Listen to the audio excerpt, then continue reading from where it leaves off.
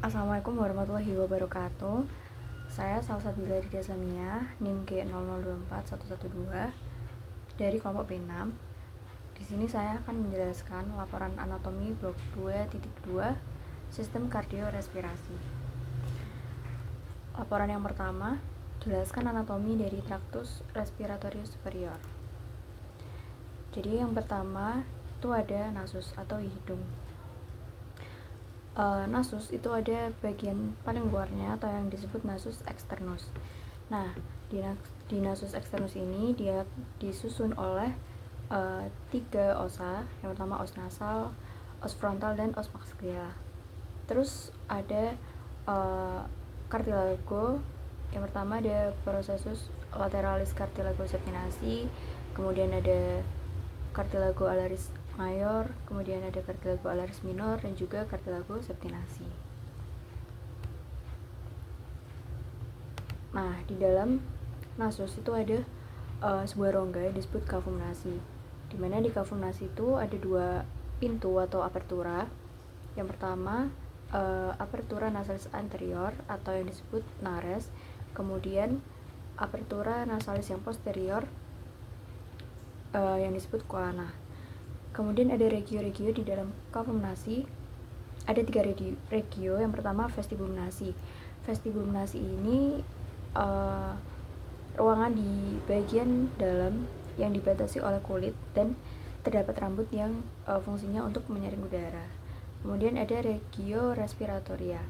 Nah, regio ini tuh yang terbesar di cavum nasi. Kemudian ada regio olfaktoria, dia itu regionya kecil dan berada di apex cavum nasi. Kemudian next ada septum nasi. Septum nasi ini dinding di medial yang memisahkan cavum nasi dextra dan sinistra. Septum nasi sendiri dia itu disusun oleh cartilago septinasi, kemudian ada vomer, lamina perpendicularis os ethmoidal, kemudian spina nasalis os frontal, os nasal, crista nasalis os maxilla, dan juga os palatinum.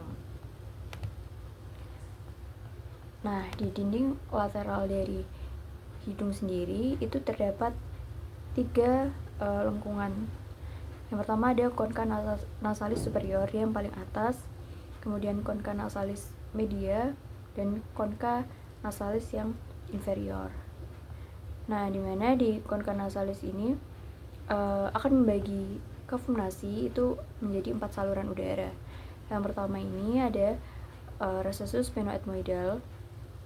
Kemudian di sini ada meatus nasi superior, di bawahnya concha nasalis superior, di bawahnya concha nasalis media ada meatus nasi media, dan di bawahnya concha nasalis inferior ada meatus nasi inferior.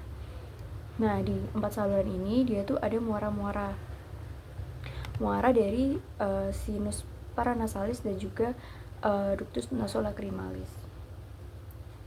Kalau di recessus sphenoethmoidal dia itu ada muara dari sinus sphenoidal. Di meatus nasi superior itu ada muara dari selula ethmoidal posterior.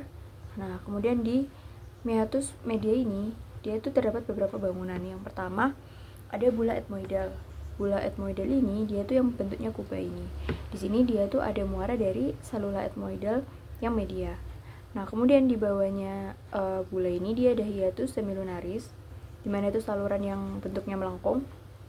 Di sini dia ada muara dari sinus maxillaris. Nah, kemudian di bagian anterior dari hiatus semilunaris itu dia ada infundibulum ethmoidal. Dia ada muara dari sinus frontalis dan juga selula ethmoidal yang anterior. Kemudian di bawah hiatus semilunaris itu juga ada namanya processus uncinatus.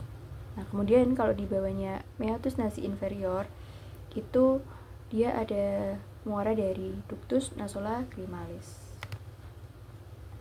Nah, sinus paranasalis itu terdiri dari yang pertama ada sinus maxillaris, kemudian ada sinus frontalis, sinus ethmoidal, dan juga sinus sphenoidal.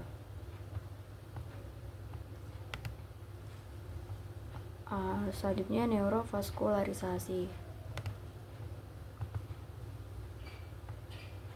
Nah, nasu sendiri dia divaskularisasi oleh cabang arteri karotis interna et externa, di mana vena-venanya juga punya nama yang sama dan berjalan berdampingan dengan arterinya. Kemudian di bagian depan dari septum nasi itu dia ada anastomosis dari cabang-cabang arteri facialis. Di sini dia akan membentuk plexus yang namanya plexus Kieselbach, di mana dia itu tempat yang paling sering terjadi epistaxis. Kemudian untuk inervasinya, nah nasus itu diinervasi oleh untuk sensori penciumannya itu dia oleh nervus olfactorius. Kemudian untuk sensorik umumnya dia itu diinervasi oleh cabang-cabang dari nervus ophthalmicus dan juga dari cabang dari nervus maxillaris. Kemudian untuk saraf otonomnya dia itu dipersarafi oleh nervus facialis dan juga nervus maxillaris. Oke, selanjutnya masuk ke faring. Nah, faring sendiri itu dia suatu saluran fibromuskuler yang panjangnya 12-14 cm. Dia akan menghubungkan kavum nasi dan kavum oris dengan laring dan juga esofagus. Nah, faring sendiri itu ada 3. Yang pertama nasofaring. Nah, nasofaring itu dia yang menghubungkan kavum nasi dengan laring, dimana dia skeletopisnya setinggi VC1 sampai VC2. Nah, di nasofaring ini dia ada beberapa bangunan penting. Yang pertama ada optae atau ostium pharyngeum tuba auditiva eustachi. Kemudian ada tonsilla pharyngea. Kemudian ada torus tubarius. Torus tubarius ini yang ada di posterior dan superior dari opta. Kemudian dia torus levatorius. Dia letaknya di inferior dari optae. Nah, kemudian di sini ada recessus pharyngeus. Di recessus pharyngeus itu di sini ada tonsilla tubaria. Selanjutnya masuk ke orofaring. Nah, kalau orofaring ini dia bagian dari faring yang letaknya di belakang kavum oris. Antara kavum oris sama faring sendiri dia dipisahkan oleh isthmus faucium. Untuk skeletopisnya dia setinggi VC2 sampai VC3. Nah, kalau bangunan-bangunan penting yang di orofaring, yang pertama itu ada tonsil palatina. Nah, tonsil palatina itu dia letaknya di fossa tonsillaris. Kemudian ada arcus palatoglossus. Arcus ini dia merupakan suatu pelipatan mukosa di depan fossa tonsillaris. Dia terbentuk karena adanya desakan dari musculus palatoglossus. Kemudian ada arcus palatopharyngeus. Kalau arcus ini dia letaknya di posterior dari fossa tonsillaris. Dia terbentuk karena adanya desakan dari musculus palatopharyngeus. Dan kemudian di sini ada tempat tertampungnya benda tumpul apabila tertelan, itu namanya valicula epiglotica. Nah, kemudian yang ketiga itu laryngofaring. Laryngofaring ini dia tingginya setinggi VC3 sampai VC5. Kalau bangunan penting yang ada di faring, yang pertama dia aditus laringis. Dia itu pintu masuk menuju laring, dimana dia letaknya itu ada di anterior dari laryngofaring. Kemudian di sini ada fossa piriformis. Kalau valicula epiglotis tadi itu dia tempat terkumpulnya benda tumpul. Nah, kalau fossa piriformis itu dia tempat untuk menampung benda tajam yang tertelan. Oke, masuk ke laring. Nah, laring ini dia letaknya setinggi VC3 sampai VC6. Kemudian di laring sendiri ada skeleton laringis. Skeleton laringis itu terdiri dari cartilago laringis. Yang pertama ada epiglottis. Epiglottis ini cartilago yang bentuknya seperti daun. Nah, kemudian yang paling besar ini namanya cartilago thyroidea.